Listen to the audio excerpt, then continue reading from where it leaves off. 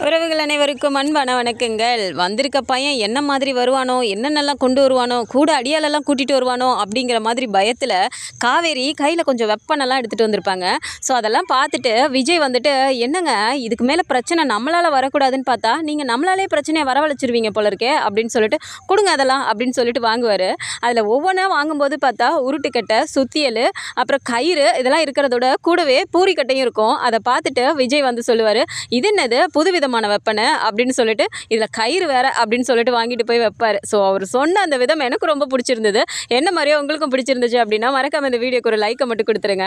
So ladies மட்டும் இருந்தப்போ அப்படி இப்படின்னு சொல்லிட்டு அந்த பையன் கொஞ்சம் குரலெல்லாம் ரொம்ப உயர்த்தி ஒரு மாதிரி தான் பீட்ரு விட்டுட்டு இருந்தார். ஸோ அவர் சொன்ன விஷயம் எல்லாமே வந்து பார்த்தா, இந்த மாதிரி நீங்கள் வந்துட்டு நர்மதா பெண்ணை லவ் பண்ணல அப்படின்னா நான் வந்துட்டு போஸ்டர் அடித்து ஒட்டுவேன் அப்படின்ட்டு இன்னும் ஃபோட்டோஸ்லாம் காட்டிட்டு, அதை பார்த்துட்டு சாரதாமா சும்மாவே இருக்காமல் அந்த பொண்ணை போட்டு அடின்னு அடிக்கிறாங்க நர்மதாவை. அதை பார்த்தோன்னே விஜய்க்கே ஒரு மாதிரி ஆகுது. ஐயோ அத்தை வேற அடிக்க ஆரம்பிச்சிட்டாங்களா அப்படிங்கிற மாதிரி யோசிச்சுட்டே உட்காந்துருக்காரு. அப்போ எல்லா ஃபோட்டோஸையும் பார்த்த உடனேமே இப்போ காவேரியும் கங்காவும் கண்டுபிடிச்சிருக்காங்க, இது வந்து கண்டிப்பாக ரெண்டு பேரும் சேர்ந்து எடுத்துக்கிட்ட மாதிரியான ஃபோட்டோஸ் இல்லை, இது ஏஐயில் ரெடிட் பண்ணி அவனாக க்ரியேட் பண்ணி கொண்டு வந்து கொடுத்துருக்கான் அப்படிங்கிறத புரிஞ்சுக்கிட்டு சொல்கிறாங்க. இதை கேட்டதும் சாரதாமா, ஏண்டி எனக்கு ஒன்றுமே தெரியாதுங்கிறனால என்னை ஏமாற்ற பார்க்குறியடி அப்படின்னு சொல்லிட்டு நர்மதாவையே திரும்ப போட்டு அடிக்கும்போது இப்போ கங்காவே சொல்கிறாங்க, அம்மா நான் தான் சொல்கிறேன்லம்மா, எங்களுக்கே தெரியுது அவன் ரெடி பண்ணி தான் கொண்டு வந்து சொல்லிட்டு இருக்கான்னு, நீ ஏமா அவளை போட்டு அடிச்சிட்டு இருக்க அப்படின்னு சொல்லி கேட்குறாங்க. என்னடி சொல்லிட்டு இருக்கீங்க, அது எப்படி ஃபோட்டோவெல்லாம் வச்சு இப்படி பண்ண முடியுமாடி அப்படிங்கிறாங்க. மா இப்போ இருக்க காலத்தில் இதெல்லாம் பண்ணுறது ரொம்ப ரொம்ப ஈஸிமா, அந்த மாதிரி தான் அவன் பண்ணிட்டு வந்திருக்கான் அப்படிங்கிறாங்க.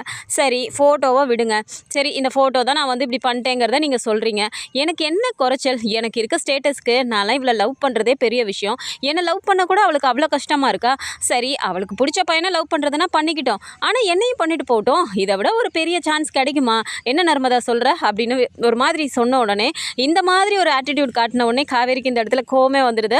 அதனால தான் ஒளிச்சு வச்சுருந்த, அதாவது விஜய் பிடுங்கி போட்ட அந்த கட்டையை எடுத்து ஓங்கி அடிக்க போகிறாங்க. இந்த டைமில் தான் கரெக்டாக விஜய் வந்து அதை பிடிக்கிறாரு. பிடிச்சிட்டு நம்ம எல்லாருமே எதிர்பார்த்த மாதிரி கரெக்டாக அவங்கக்கிட்ட கொஞ்சம் பேசணும் வாங்க அப்படின்னு சொல்லிட்டு ரூமுக்கே கூட்டிகிட்டு போயிடுறாரு தனியாக.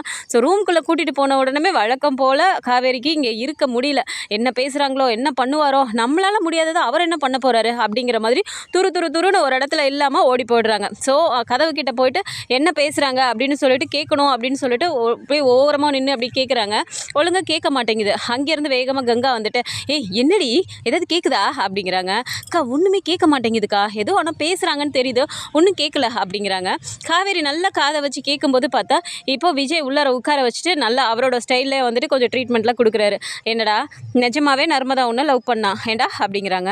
அவள் லவ் பண்ணலைங்கிறதெல்லாம் தாண்டி எனக்கு அவளை பிடிச்சிருக்குல்ல, எனக்கு என்ன குறைச்சல் நீங்களே சொல்லுங்கள், நானே லவ் பண்ணுறேன்னு வந்து நிற்கிறேன், அவள் என்ன நான் லவ்வே பண்ண மாட்டேங்கிறா அப்படிங்கும்போது, ஏண்டா லவ் பண்ணுறேன்னு சொல்லிட்டு ஃபஸ்ட்டு அவளே லவ் பண்ணான்னு சொன்னேன், இப்போது உனக்கு நீ லவ் பண்ணுறங்கிறனால நீ வந்து எங்கள் வீட்டு பொண்ணுக்கே நீ வந்து இன்னொரு சான்ஸ் வேறு கொடுக்குறியா, உன்னையும் லவ் பண்ணிக்கலாம், அவளுக்கு பிடிச்ச பையனே லவ் பண்ணிக்கலாம், இதுக்கு பேர் லவ் ஆடா டே அப்படின்னு சொல்லிட்டு இப்படி அடிக்க போகிறாரு. அண்ணா ஒரு நிமிஷம் இருங்கண்ணே, என்னண்ணே அடிக்கிறதுக்கு கையெல்லாம் ஓங்குறீங்க அப்படிங்கிறாங்க. பின்ன என்னடா பண்ண சொல்கிற, எவ்வளோ தைரியம் இருந்தால் எங்கள் வீட்டு பொண்ணை பற்றி சொல்கிறதுக்கு எங்கள் வீட்டுக்கே நீ வந்திருப்ப அப்படிங்கிறாங்க. ஆமாண்ணே இவ்வளோ நேரம் நீங்கள் எங்கே இருந்தீங்க அப்படிங்கிறாங்க. ஏன்டா கேட்குற அப்படின்னோடனே, இல்லை இந்த வீட்டில் யாருமே இல்லை, எல்லாமே லேடிஸ்ன்னு சொல்லி தான் கேள்விப்பட்டேன், அதனால தான் ரொம்ப துணிச்சலாக வந்தேன், ஆனால் நீங்கள் எங்கே இருந்து வந்தீங்க அப்படின்னு சொல்லி கேட்குறாங்க. நான் யாராக இருந்தால் உனக்கு என்னடா, நீ என்னடா இங்கே வந்து ரொம்ப ஓவராக பேசிகிட்டு இருக்க, ஏண்டா ஏன் முன்னாடியே எங்கள் வீட்டு பொண்ணை நீ இப்படிலாம் பேசுவோம், அதெல்லாம் நான் பார்த்துட்டு இருப்பேன்னு நினச்சியா அப்படின்னு சொல்லிட்டு ஓங்கி ஒன்று வைக்கிறாரு. அண்ணா ப்ளீஸ் நான் அடிக்காதீங்கண்ணா அப்படின்னு சொல்லிட்டு கத்தும்போது இப்போ வெளியே இருந்து காவேரிக்கு அது லைட்டாக கேட்குறது. அப்போ விஜய் வந்து அடிக்கிறாரு அப்படிங்கிறத பார்த்துட்டு காவேரி உடனே, அக்கா பாத்தியாக்கா நம்மளே இது தானேக்கா வெளியே செய்கிறோன்னு சொன்னோம், இவர் தனியாக உள்ளே கூட்டிகிட்டு போய் இவர் ஹீரோ ஆகலன்னு பார்க்குறாரா அப்படிங்கிறாங்க. ஏய் நம்ம செய்கிறதுக்கும் அவர் செய்கிறதுக்கும் வித்தியாசம் இருக்குல்லடி, அவர் என்ன பண்ணுறாருன்னு பார்க்கலாம், ஒரு நிமிஷம் அமைதியாக இரண்டி அப்படிங்கிறாங்க.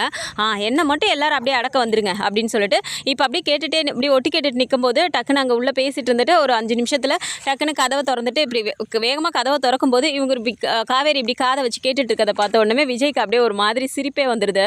ஐயோ மிஸ் என்ன பண்ணிட்டு இருக்கீங்க அப்படிங்கிறாங்க. ஒன்றும் இல்லை, திடீர்னு நீங்கள் பாட்டுக்கு உள்ளே கூட்டிகிட்டு போயிட்டீங்களா, அதான் என்ன நடக்குதுன்னு அப்படிங்கிறாங்க. அதை நானே வெளியே வந்து சொல்ல போகிறேன், என்ன மிஸ் அப்படிங்கிறாங்க.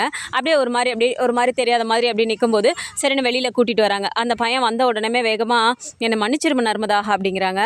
நர்மதா அப்படியே ஒரு மாதிரி பார்த்துட்டு அப்படியே ஒரு மாதிரி அழுதுகிட்டே நிற்கும்போது, சாரி நர்மதா நான் பண்ணது தப்பு தான் அப்படின்னோடனே இப்போ சாரதாமாவுக்கு சம்மக்கம் வந்தது. டேய் என்னடா நினச்சிட்டு இருக்க நீ பாட்டுக்கு வீடு வரைக்கும் வருவ, எங்கள் பொண்ணை பற்றி எங்ககிட்டே தப்பாக சொல்லுவ, இப்போ வந்து நீ சாரி வேறு சொல்லுவியா, என்ன என்னடா நீ நினச்சிட்டு இருக்க அப்படிங்கிறாங்க.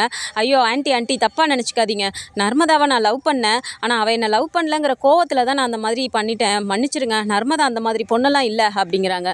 ஏண்டா எவ்வளோ திமிரு இருந்தால் நீ இப்படி பண்ணுவ அப்படின்னு சொல்லிட்டு வேகமாக அடிக்க ஆரம்பிச்சிடுறாங்க. உடனே அந்த பையன் அண்ணா காப்பாற்றுங்கண்ணே, என்னென்ன இவங்களும் போட்டு அடிக்கிறாங்க அப்படிங்கிறாங்க. ஐயோ அத்தை விடுங்க அப்படின்னு சொல்லிட்டு இப்படி காலரெல்லாம் சரி பண்ணி விட்டுட்டு, சரிடா இப்போ என்கிட்ட உள்ள நீ சொன்ன எல்லாத்தையுமே வந்துட்டு இப்போ எல்லாருக்கிட்டையும் நீ சொல்கிற அப்படிங்கிறாங்க. என்ன தம்பி சொல்கிறீங்க, அப்படி என்ன சொன்னாவன் அப்படிங்கிறாங்க. இருங்க அவனே சொல்லுவான் அப்படின்ட்டு சொல்லு அப்படிங்கிறாங்க. அண்ணா அவங்க இப்போவே அடிக்கிறாங்க, இதை நான் சொன்னோன்னே அடிக்க போகிறாங்க அப்படிங்கிறாங்க. அதெல்லாம் அடிக்க மாட்டாங்க, நான் தான் நிற்கிறேன்ல, நீ சொல்லு அப்படிங்கிறாங்க. உடனே காவேரியும் பார்த்துட்டு, ஏண்டா உனக்கு அவ்வளோ பயம் இருக்குல்ல, அப்புறம் எப்படிடா என்ன துணிச்சல்லடா நீ இங்கே வந்த அப்படிங்கிறாங்க. ஐயோ மிஸ் ஒரு நிமிஷம் இருங்க, அவர் என்ன சொல்ல வராருன்னு கேட்டுட்டு அதுக்கப்புறமா நீங்கள் பேசுங்க அப்படின்னு சொல்லிட்டு, சொல்லுடா அப்படின்னோடனே எல்லாரும் என்ன தப்பாக நினச்சிக்காதீங்க, தயவு செஞ்சு என்னை மன்னிச்சிருங்க அப்படின்னு சொல்லிட்டு இப்படி ஒரு மாதிரி பார்த்துட்டு திருன்னு எல்லாத்தையும் பார்த்து அப்படியே ஒவ்வொருத்தரையாக 1 by 1 பார்க்குறாரு. அப்போ கங்கா பார்த்துட்டு, டேய் நீ பண்ணதே தப்பு, இதில் தப்பாக நினைக்காதாங்கன்னு வேறு சொல்கிறியா, நீ என்னன்னு ஃபஸ்ட்டு சொல்லுடா அப்படிங்கிறாங்க. இல்லைங்க நர்மதா அந்த மாதிரி பொண்ணெல்லாம் இல்லை, அவன் என்கிட்ட சாதாரணமாக எல்லார்கிட்டே பழகிற மாதிரி தான் பழகுனா, ஆனால் நான் தான் கொஞ்சம் தப்பாக அந்த மாதிரிலாம் சொல்லிட்டேன் அப்படிங்கிறாங்க. விஜய் அப்படியே பார்த்துட்டு, ஐயய்ய நீ என்ன சொன்னதே சொல்லிட்டுருக்க, எதை சொல்ல வரணுமோ நான் உங்ககிட்ட என்ன சொல்ல சொன்னேனோ அதை மட்டும் சொல்லு ஃபஸ்ட்டு, நீ சொல்கிற எல்லா விஷயமும் எங்களுக்கே தெரியும், எங்கள் வீட்டு பொண்ணு அந்த மாதிரி இல்லைண்ணா, நீ சொல்ல வந்ததை மட்டும் சொல்லு அப்படிங்கிறாங்க. ஐயோ பிரதர் அடிச்சிடாதீங்க அப்படிங்கிறாங்க. நான் அடிக்கவே இல்லைப்பா, நீ சொல்லு அப்படிங்கிறாங்க. சரி நீ இப்போ விஜய்கிட்ட அப்படியே ஒரு மாதிரி பார்த்துட்டு, இல்லைங்க நான் வந்துட்டு சும்மா தான் பேசிகிட்டு இருந்தேன், ஆனால் இதை வச்சுட்டு எங்கள் அப்பாவோட ஃப்ரெண்டு ஒருத்தர் இருக்கார், அவர் தான் வந்துட்டு நர்மதா கிட்டே இந்த மாதிரிலாம் பழகி மிரட்டணும், வீட்டில் போயிட்டு இந்த மாதிரிலாம் அசிங்கப்படுத்தணும் அப்படின்லாம் அவர் தாங்க சொன்னார், அதனால தான் நான் செஞ்சேன் அப்படிங்கிறாங்க. உங்கள் அப்பாவோட ஃப்ரெண்டா, யாரிடாது, அவங்க ஏதாவது சொன்னாங்கன்னா நீ அப்படியே பண்ணிடுவியா, அப்படி என்னடா உன்னை பண்ண சொன்னாங்க அப்படிங்கிறாங்க. அதெல்லாம் என்னன்னு எனக்கு தெரியாதுங்க, அவர் தான் சொன்னார், ஒரு நாள் எங்கள் காலேஜுக்கு வந்தவர் என்னை கூப்பிட்டு பேசினார், அப்போ நர்மதாவை காட்டி இந்த பொண்ணு வந்துட்டு நீ வந்து இந்த மாதிரி லவ் பண்ணுற மாதிரி நடிக்கணும், அது உங்ககிட்ட பேசலை பழகலைனாலும் நீ எப்படியாவது லவ் பண்ண வைக்கணும், அவங்கள வந்து அசிங்கப்படுத்தணுங்கிற மாதிரி என்கிட்ட சொன்னார், நானும் அதனால தான் நர்மதா கிட்ட பேச பழக ஆரம்பித்தேன், ஆனால் நர்மதா அந்த மாதிரிலாம் என்கிட்ட பேசுகிற மாதிரியே தெரியல, ஒரு கட்டத்துக்கு மேலே நானுமே ரொம்ப இது பண்ணி பார்த்துட்டு முடியலங்கும் போது நானே போய் அவர்கிட்ட சொன்னேன், இல்லை அந்த பொண்ணு அந்த மாதிரி பொண்ணு இல்லை, தயவு செஞ்சு விட்டுடலாம் வேணாம் அப்படின்னு நான் சொன்னேன், ஆனால் அவர் கேட்கல, என்ன திரும்ப மிரட்ட ஆரம்பிச்சிட்டாரு, நீ பண்ணதை வந்து நான் உங்கள் அப்பா கிட்ட சொல்லிடுவேன்னு என்ன மிரட்ட ஆரம்பிச்சிட்டாரு, பத்தாததுக்கு நர்மதா வேற எங்கள் அப்பா கிட்ட சொல்லி வச்சு எங்கள் அப்பாவும் காலேஜில் அடிச்சிட்டாரா, அந்த ஒரு கோவம் தான் வேற எனக்கு, சரி அவர் சொன்ன மாதிரியே செஞ்சிடலான்னு நானும் வீடு வரைக்கும் வந்துட்டேன், மற்றபடி எனக்கும் இதுக்கும் எந்த சம்மந்தமும் இல்லைங்க, நர்மதா அந்த மாதிரி பொண்ணும் கிடையாது அப்படின்னு சொல்கிறாங்க.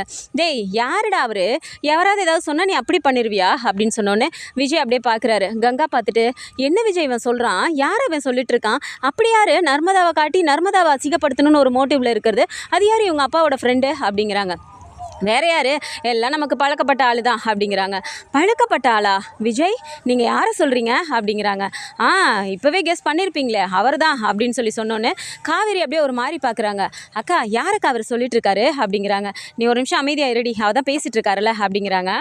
ஸோ விஜய் உடனே டக்குன்னு அவரோட மொபைல்லேருந்து பசுபதியோட ஃபோட்டோ எடுத்து, ஆமாம் தம்பி உங்கள் அப்பாவோட ஃப்ரெண்டு உங்ககிட்ட சொல்லி ஐடியாலாம் கொடுத்து நர்மதாவை அசிங்கப்படுத்தணும்னு சொன்னார், அவர் இவரான்னு மட்டும் கொஞ்சம் பார்த்து சொல்லு அப்படின்னு சொல்லிட்டு இப்படி மொபைலில் காட்ட உடனே பார்த்துட்டு, சார் ஆமாம் சார் இவர் உங்களுக்கு தெரியுமா, உங்கள் ஃபோனில் வச்சுருக்கீங்க அப்படின்னா உங்களுக்கும் தெரியுமா இவரை அப்படிங்கிறாங்க. டேய் நாங்கள் எல்லாம் ஒரு குடும்பம்னு சொல்லிட்டு இருக்கேன், அப்புறம் உங்களுக்கும் தெரியுமா நீ பேசிகிட்டு இருக்க என்னடா அப்படிங்கிறாங்க. அப்போ காவேரி டக்குன்னு வாங்கி பார்க்குறாங்க. பார்த்துட்டு இவர் எங்கள் அப்பாவோட ஃப்ரெண்டு பசுபதி இல்லை அப்படின்னு சொல்லிட்டு அப்படியே அவங்களுக்கு அந்த ஞாபகம்லாம் வருது, அந்த சாகிறதுக்கு அப்புறம் உள்ள விஷயம் தான் மறந்து போயிடுச்சு அப்படிங்கும்போது பசுபதி இந்த மாதிரிலாம் பண்ணாருங்கிற விஷயமே அவங்களுக்கு வந்து அந்த மைண்டில் இல்லை, ஆனால் அவங்க அம்மா சொன்னதை வச்சு இந்த மாதிரி கொஞ்சம் விஷயம்லாம் நமக்கு அவர் பண்ணியிருக்காரு, இந்த மாதிரி பிரச்சனையெல்லாம் நமக்கு பண்ணாங்க அப்படின்னு சொல்லிட்டு ராகவ் மூலமாக இந்த பிரச்சனையெல்லாம் நடந்ததை வச்சு ஓரளவு அவங்களுக்கு புரியுது. ஆனாலும் பசுபதி அப்படிங்கும்போது ஒரு மாதிரி யோசிக்கிறாங்க. ஸோ ராகவ் வெளியில் வந்துட்டு குட்டி காவேரியை கடத்தி இந்த மாதிரி ஒரு விஷயம் பண்ணி அந்த இடத்துல தான் ராகவ் இறந்து போயிருக்காரு அப்படிங்கிற விஷயம் வந்துட்டு இப்போ பசுபதிக்கு ரொம்பவுமே ஒரு கோவத்தில் இருக்கார். அதனால எப்படியாவது இப்போ நம்ம ஏதாவது ஒரு பழி வாங்கணும் அப்படின்னு நினச்சிட்டு இருக்கும்போது தான் நர்மதா அவரோட கண்ணில் பட்டு நர்மதாவை வந்துட்டு இந்த மாதிரி அசிங்கப்படுத்தி அந்த குடும்பத்துக்கு திரும்ப ஒரு பிரச்சனையை கொடுக்கணும் அப்படிங்கிற மாதிரி இந்த நடந்த எல்லா விஷயத்துக்கும் பின்னாடி பசுபதி இருப்பார். இந்த மாதிரியான கதைக்களம் வந்தால் நல்லா இருக்கும்னு நினச்சிங்கன்னா மறக்காமல் நம்மளோட சேனலை சப்ஸ்கிரைப் பண்ணிக்கோங்க. அண்ட் வீடியோ பிடிச்சிருக்கு அப்படின்னா சின்னதை லைக் மட்டும் கொடுத்துருங்க. தேங்க்ஸ் ஃபார் வாட்சிங்.